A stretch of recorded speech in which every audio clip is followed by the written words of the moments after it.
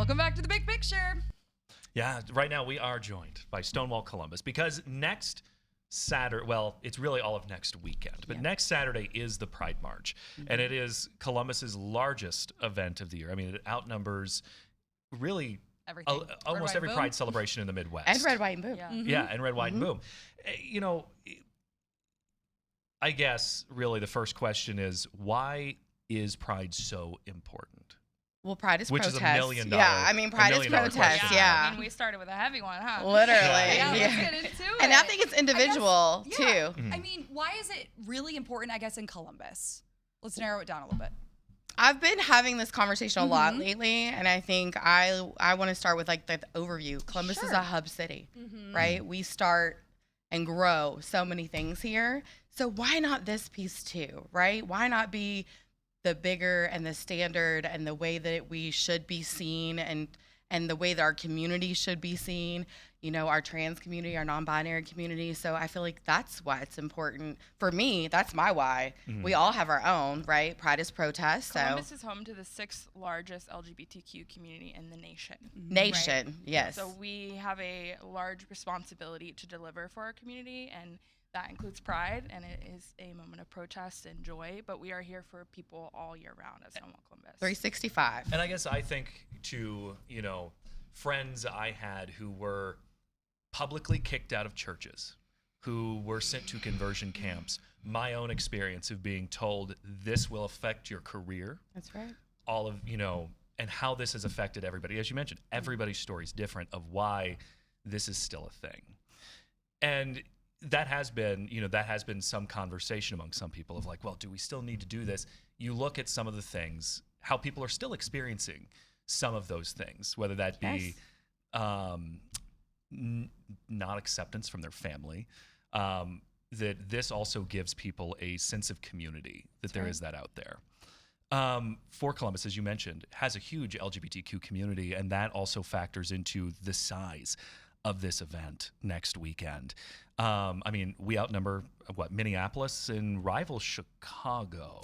Because they have two separate weekends. It's a little default, but you know, it's okay. It's and okay. like Cleveland just had their Pride, but it's just nowhere on the scale of what Columbus does every year. It doesn't, and I think it shows our community, you know, our outreach, right? What we're able to do throughout the year, and also our city and the way that we communicate and navigate and the way we're together. Like, it's incredible over the last, you know, several years at Sierra, and I've been doing this is our 4th Pride together, my 5th, and over the last years watching the transparency among our leadership and like what we need to do and what's important. It's not just us. This is a family of our entire, not even city, right? Like counties and outside, and like we bring people from all over. So it's not just that. To your point, Colin, like the theme for 2026 Pride is Until We're All Free. We're very intentional with our themes every year to align with what the community is needing and seeking in the moment that we're meeting. And so we have to be in that fight until we're all free. There are some of us that are still left behind. There are some of us that are still, you know, standing on our shoulders. And so we need to take care of those people. And it's from things of not being able to come out to religious ousting to violence in our city and in our community.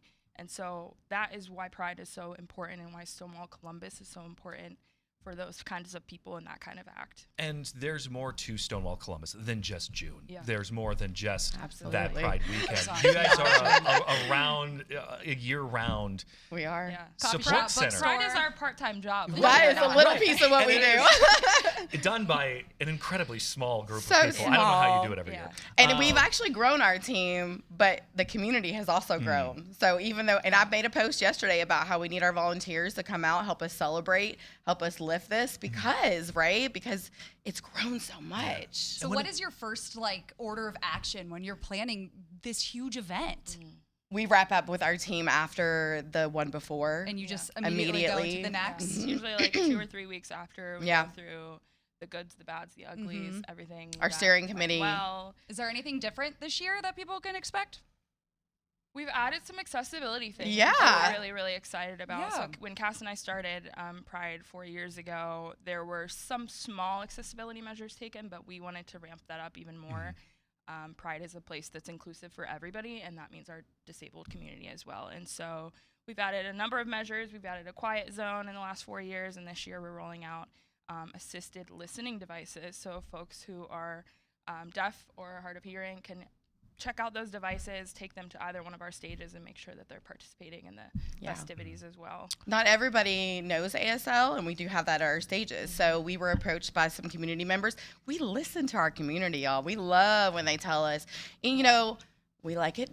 We can be nice. You know, we can figure it out in a nice, compassionate, kind way. But we like the feedback. We like to know what we're missing. And that one came like a week after the festival. Literally. Hey, just so you know, this is the thing that you all need. And we were like, oh my gosh. Let's do thank it. you for letting us know. Yeah. And for folks who don't know the work that goes on outside of this month, outside of this weekend, what are some of the other things that Stonewall Columbus does? I'll let Sierra start with her That's a job, laundry which list. is a big, she has a big job, so I'm gonna let her start with that one. Yeah, so we are a center. If you do not know, we're an LGBTQ community center, and we're located at 1160 North High Street. And we have a coffee shop. We were just talking about our new coffee shop that opened up Labor Day of last year. It's called Queer Beans, and they also have a bookstore, a little gay bookstore. So we are a coffee shop, we're a community center. Our gallery in that space. Yeah, the gallery's in that space. We have Between the Walls Gallery. And then we also have community programs outside of our community center pretty much every single night of the week. On the weekends, we go hiking and Adventure Pride. And then we also rent out our space. So if you're looking for an affordable, inclusive venue, shameless plug, I do all of the rentals. I would love to have you. And that helps pay our mortgage, by the way. yeah. Like, we keep that keeps us sustainable, because grants, right? Let's be realistic. A lot of our centers are losing a lot of their grant funding. And so when we started with Denzel, it was, how can we stay sustainable without this income if we lose it? So yeah, that keeps us open, right? That keeps us making sure that if we lose sponsors. June 1st, we kicked off the month with a little gay wedding Yeah. that I officiated, which Yes. was so fun. And It's we got so to cool. attend as staff. Yeah, the staff was there, and it was just like an incredible way to kick off June. And Add Yeah. wedding venue to the list. Literally. We're there. We started together, I think we had like 3 to 5 programs, and we have facilitators that run up to 13 programs in our building now.